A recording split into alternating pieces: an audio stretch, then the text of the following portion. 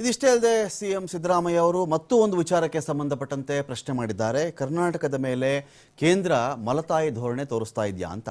ಕರ್ನಾಟಕಕ್ಕೆ ಬಂದಂಥ ಅಮಿತ್ ಶಾ ಅವರಿಗೆ ಪ್ರಶ್ನೆಗಳ ಮೇಲೆ ಪ್ರಶ್ನೆಗಳ ಸುರಿಮಳೆಯನ್ನು ಸುರಿಸ್ತಾ ಇದ್ದಾರೆ. ಸಾಲು ಸಾಲು ಪ್ರಶ್ನೆಯನ್ನು ಕೇಳಿದ್ದಾರೆ. ಕನ್ನಡಿಗರು ಕರುನಾಡಿನ ಮೇಲೆ ಅಮಿತ್ ಶಾ ಅವರಿಗೆ ಯಾಕಪ್ಪ ಇಷ್ಟೊಂದು ಭೇದ ಭಾವ? ನಾವು ಬರೀ ಓಟು ಹಾಕೋಕ್ಕೆ, ಅನಂತರದಲ್ಲಿ ತೆರಿಗೆ ಕಟ್ಟಕ್ಕೆ, ಇಷ್ಟಕ್ಕೆ ಮಾತ್ರ ನಾವಿರೋದು, ಇಷ್ಟೊಂದು ಭೇದ ಭಾವ ಯಾಕೆ ಮಾಡ್ತೀರಾ? ಹಿಂದಿ ಬೆಲ್ಟ್ ರಾಜ್ಯಗಳಿಗೆ ಒಂದು ನ್ಯಾಯ, ದಕ್ಷಿಣದ ಅಥವಾ ದ್ರಾವಿಡ ರಾಜ್ಯಗಳಿಗೆ ಒಂದು ನ್ಯಾಯ ಮಾಡ್ತಾ ಇದ್ದೀರಾ ಅಮಿತ್ ಶಾ ಅವರೇ? ಯಾಕಿಂತ ಅನ್ಯಾಯ ನಮಗೆ? ತೆರಿಗೆ ಕಟ್ಟಕ್ಕೆ ನಾವು ಬೇಕು, ನಿಮ್ಗಳಿಗೆ MP ಸೀಟ್ಗಳು ಕೊಟ್ಟಿರೋದಕ್ಕೆ ನಾವು ಬೇಕು. ಇಲ್ಲಿ ಗೆದ್ದಂಥವ್ರು ಏನು ಮಾಡಿದ್ರು ನೀವೇ ನೋಡಿದ್ದೀರಿ. ಮತ್ತೆ ಮತ್ತೆ ನಮ್ಮ ರಾಜ್ಯಕ್ಕೆ ಅನ್ಯಾಯ ಮಾಡಬೇಡಿ. ರಾಜ್ಯದ ಶಾಂತಿ ನೆಮ್ಮದಿ ಹಾಳು ಮಾಡೋಕ್ಕೆ ಬರ್ತೀರಾ ನೀವು ಇಲ್ಲಿಗೆ? ಬರಬೇಡಿ.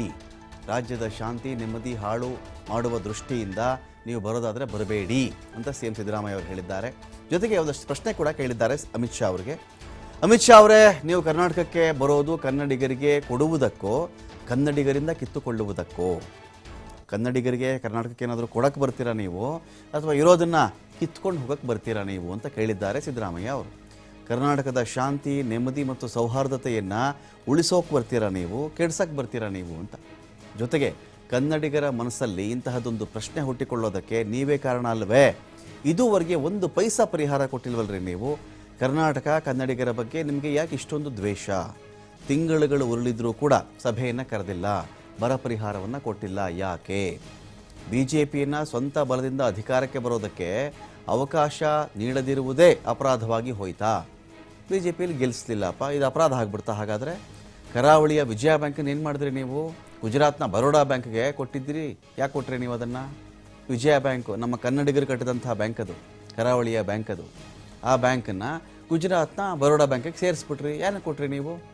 ಬಂದರು ಮತ್ತು ವಿಮಾನ ನಿಲ್ದಾಣಗಳನ್ನು ಮಾಡಿದವ್ರು ನಾವು, ಕಟ್ತೋರು ನಾವು ನಮ್ಮ ಕಾಲದಲ್ಲಿ. ಇದನ್ನು ಗುಜರಾತಿನ ಉದ್ಯಮಿ ಅದಾನಿಗೆ ಯಾಕೆ ಕೊಟ್ಟುಬಿಟ್ರಿ ನೀವು? ಗುಜರಾತಿಗಳಿಗೆ ಕನ್ನಡಿಗರು ಶತ್ರುಗಳ? ನಂದಿನಿ ಉತ್ಪನ್ನ ಅದನ್ನು ಮಾಯ ಮಾಡಿಬಿಟ್ಟು ಅಮೂಲ್ ಜೊತೆ ಸೇರಿಸ್ಬಿಡೋಕ್ಕೆ ಪ್ಲಾನ್ ಮಾಡಿದ್ರಿ ನೀವು. ನಿಜ ಅಲ್ವೇ ಅಮಿತ್ ಶಾ ಅವರೇ? ನಿಜಾನಾ ಇಲ್ವಾ?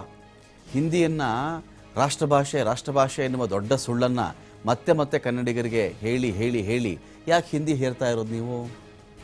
ಹಿಂದಿ ರಾಷ್ಟ್ರಭಾಷೆ ಅಂತ ಸಂವಿಧಾನ ಹೇಳಿದೆಯಾ? ಭಾರತದ ಇತರೆ ಎಲ್ಲ ಅಧಿಕೃತ ಭಾಷೆಗಳಂತೆಯೇ ಹೇಗೆ ಕನ್ನಡವೋ, ಹೇಗೆ ತಮಿಳೋ, ಹೇಗೆ ತೆಲುಗುನೋ, ಅದೇ ಥರ ಹಿಂದಿ ಕೂಡ ಒಂದು ಭಾಷೆ ಅಷ್ಟೇ ವಿನಃ ಇದು ರಾಷ್ಟ್ರಭಾಷೆ ಅಂತ ಸಂವಿಧಾನದಲ್ಲಿ ಎಲ್ಲೂ ಹೇಳಿಲ್ಲ ಸ್ವಾಮಿ. ಭಾರತದ ಅಧಿಕೃತ ಭಾಷೆಗಳಲ್ಲಿ ಹಿಂದಿ ಕೂಡ ಒಂದು. ರಾಷ್ಟ್ರಭಾಷೆ ಅಂತ ಈ ಸುಳ್ಳನ್ನು ಯಾಕೆ ಹೇಳ್ತಾ ಇದ್ದೀರಿ? ಸಂವಿಧಾನದಲ್ಲಿ ಎಲ್ಲಿ ಹೇಳಿದೆ? ತೋರಿಸಿ ನೋಡೋಣ ನೀವು.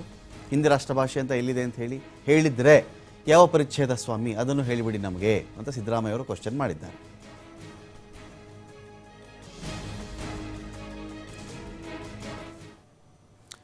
ಇನ್ನೊಂದು ಕಡೆ ರಾಜ್ಯ ಮತ್ತು ಕೇಂದ್ರದ ಮಧ್ಯೆ ತೆರಿಗೆ ಕದನ ಮುಂದುವರಿತಾ ಇದೆ. ರಾಷ್ಟ್ರೀಯವಾದ ವರ್ಸಸ್ ಪ್ರಾದೇಶಿಕ ಅಸ್ಮಿತೆ ಹೋರಾಟ ಶುರುವಾಗಿದೆ.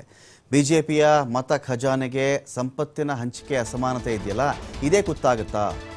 ಒಂದೊಂದು ರಾಜ್ಯಗಳಿಗೆ ಒಂದೊಂದು ನ್ಯಾಯ. ಹಿಂದಿ ಬೆಲ್ಟ್ನ ರಾಜ್ಯಗಳಿಗೆ ಒಂದು ನ್ಯಾಯ, ಉತ್ತರ ಪ್ರದೇಶಕ್ಕೆ ಒಂದು ನ್ಯಾಯ, ಬಿಹಾರಕ್ಕೆ ಒಂದು ನ್ಯಾಯ, ಮಧ್ಯಪ್ರದೇಶ ರಾಜಸ್ಥಾನಕ್ಕೆ ಒಂದು ನ್ಯಾಯ, ದಕ್ಷಿಣದ ರಾಜ್ಯಗಳಂತ ಬಂದರೆ ಈ ಊರುಗಳಿಗೆ ಒಂದು ನ್ಯಾಯ. ತೆರಿಗೆ ಜಾಸ್ತಿ ಕಟ್ಟಕ್ಕೆ ಈ ರಾಜ್ಯಗಳು ಬೇಕು, ತೆರಿಗೆನೆಲ್ಲ ಅಲ್ಲಿ ವಿನಿಯೋಗ ಮಾಡೋಕ್ಕೆ ಅವ್ರುಗಳಿಗೆ ಬೇಕು. ಅದನ್ನು ಹೇಳ್ತಾರಲ್ಲ, ನಾವು ₹1 ಕಟ್ಟಿದ್ರೆ 4 ಆಣೆ ಕೊಡೋಕ್ಕೂ ಹಿಂದೆ ಮುಂದೆ ನೋಡ್ತಾರೆ, 12 ಪೈಸೆ ಕೂಡ ನೆಟ್ಟಿಗೆ ಬರಲ್ಲ ಅಂತ ದಕ್ಷಿಣದ ರಾಜ್ಯಗಳಿಗೆ.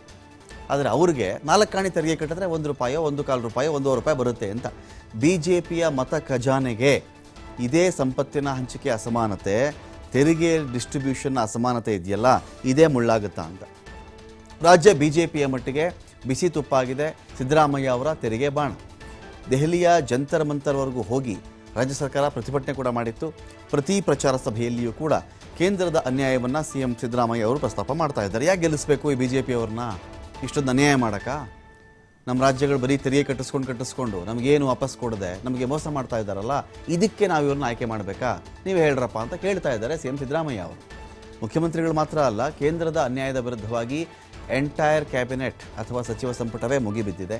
ಸಾಮಾಜಿಕ ಜಾಲತಾಣದಲ್ಲಿ, ಮಾಧ್ಯಮದಲ್ಲಿ ರಾಜ್ಯ ವರ್ಸಸ್ ಕೇಂದ್ರದ ತೆರಿಗೆ ಪಾಲು ಜಟಾಪಟಿ ಜೋರಾಗ್ತಾ ಇದೆ. GST ಹಂಚಿಕೆ ಮಾಡೋದ್ರಲ್ಲೂ ಕರ್ನಾಟಕಕ್ಕೆ ಅಸಮಾನತೆ ಮಾಡ್ತಾ ಇದ್ದೀರಿ.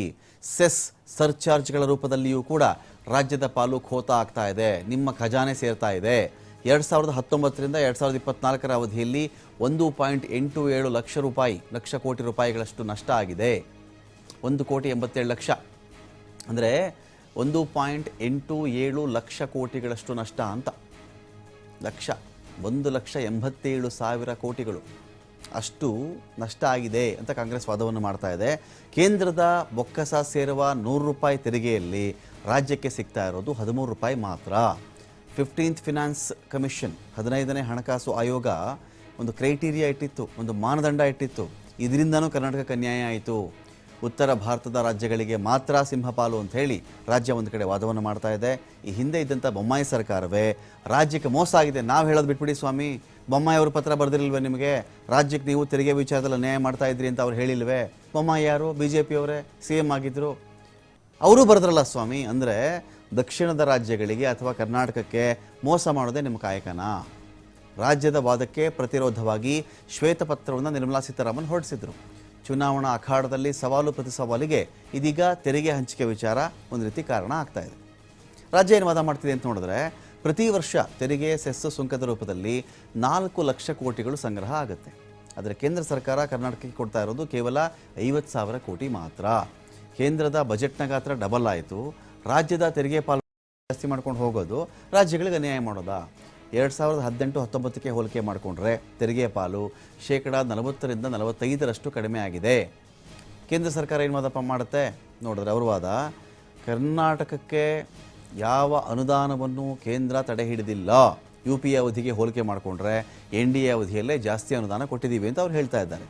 2004ರಿಂದ 2014ರವರೆಗೂ 81,795 ಕೋಟಿ ಅನುದಾನ ಹೋಗಿದೆ. 2004ರಿಂದ 2014, 2014ರಿಂದ 2024ರ ಅವಧಿಯಲ್ಲಿ ಇಲ್ಲಿ ನೋಡಿ, ಇಲ್ಲಿ ಚೆಕ್ ಮಾಡಿಕೊಂಡ್ರೆ 2,93,226 ಕೋಟಿ ಅನುದಾನ ಹೋಗಿದೆ. ಅನುದಾನ ತಡೆ ಹಿಡಿದಂಥ ಆರೋಪಕ್ಕೆ ಆಧಾರಗಳಿಲ್ಲ.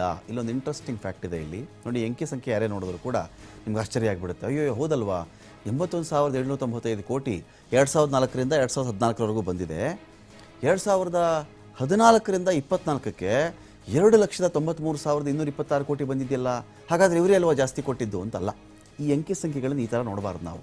ಇಲ್ಲಿ ನೋಡಬೇಕಾಗಿರೋದು ಹೇಗೆ ಅಂದರೆ, 2004ರ ಬಜೆಟ್ ಗಾತ್ರದ ಎಷ್ಟರಲ್ಲಿ ನಮಗೆ ಎಷ್ಟು ಸಿಕ್ತು ಅಂತ.